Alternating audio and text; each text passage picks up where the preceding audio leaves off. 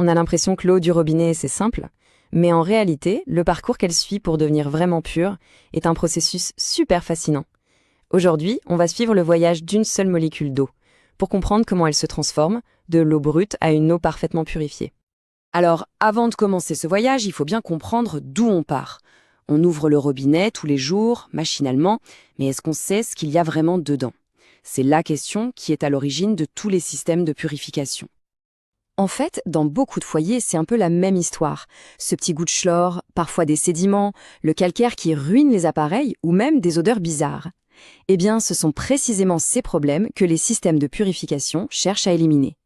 Ils agissent comme de véritables gardiens de la qualité de l'eau. Et pour régler tout ça, la molécule d'eau ne va pas juste passer à travers un simple filtre. Non, c'est une véritable épreuve, un parcours du combattant en plusieurs étapes. Chaque étape a un rôle bien précis pour la débarrasser d'un type d'impureté différent. Alors, c'est quoi le programme pour notre molécule d'eau? Il y a 4 étapes clés. D'abord, un préfiltre pour les grosses particules. Ensuite, un autre pour le chlore et les odeurs. Puis, on arrive au cœur du système, la fameuse membrane d'osmose. Et enfin, une petite touche de finition. Le voyage peut commencer. Le périple commence ici. Ce premier filtre, c'est un peu le portier. Son travail, c'est d'arrêter toutes les grosses particules, visibles ou non, le sable, la rouille qui peut venir des vieilles canalisations, la poussière. C'est super important pour protéger les étapes suivantes qui, elles, sont beaucoup plus délicates. Une fois qu'on s'est débarrassé des plus gros débris, l'eau traverse un filtre à charbon actif. Il faut voir ça comme une sorte d'éponge chimique. Elle va littéralement absorber le chlore, vous savez, ce qui est responsable de ce goût désagréable, et aussi plein de composés qui causent les mauvaises odeurs. Déjà à ce stade, le goût de l'eau s'est nettement amélioré.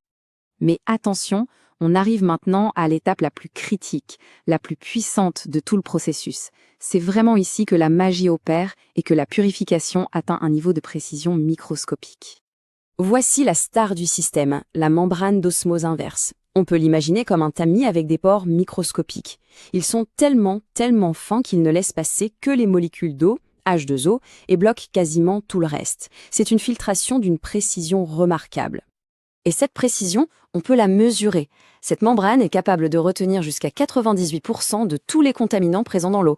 C'est un chiffre juste énorme qui montre bien l'efficacité redoutable de cette technologie. Alors, concrètement, qu'est-ce qui est bloqué? Eh bien, la liste est impressionnante. On parle des métaux lourds comme le plomb, des bactéries et des virus, mais aussi des pesticides, des nitrates de l'agriculture, des fameux microplastiques dont on entend tant parler, et même de l'excès de minéraux qui créent le calcaire. La conséquence de cette filtration, c'est une division très nette. D'un côté, les molécules d'eau pure, qui ont réussi à passer la membrane, continuent leur chemin. De l'autre côté, tout ce qui a été bloqué, les polluants, les minéraux en trop, est regroupé dans un flux d'eau de rejet, le concentré, qui est tout simplement évacué. C'est une question qui revient tout le temps.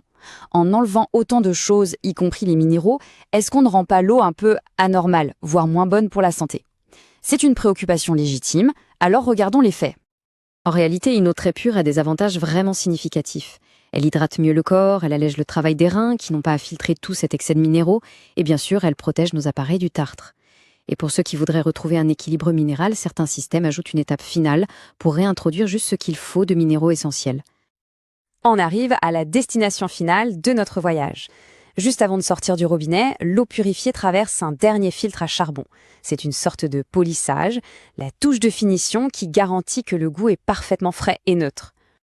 Alors, après avoir suivi tout ce parcours, cette épreuve de purification, pourquoi est-ce si important? Quel est l'impact concret de ce processus scientifique dans la vie de tous les jours? Le résultat, il est là. C'est une eau plus saine, débarrassée de contaminants qui peuvent être nocifs.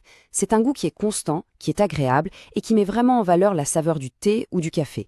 C'est aussi la fin du calcaire et sur le long terme, des économies considérables parce qu'on n'achète plus d'eau en bouteille.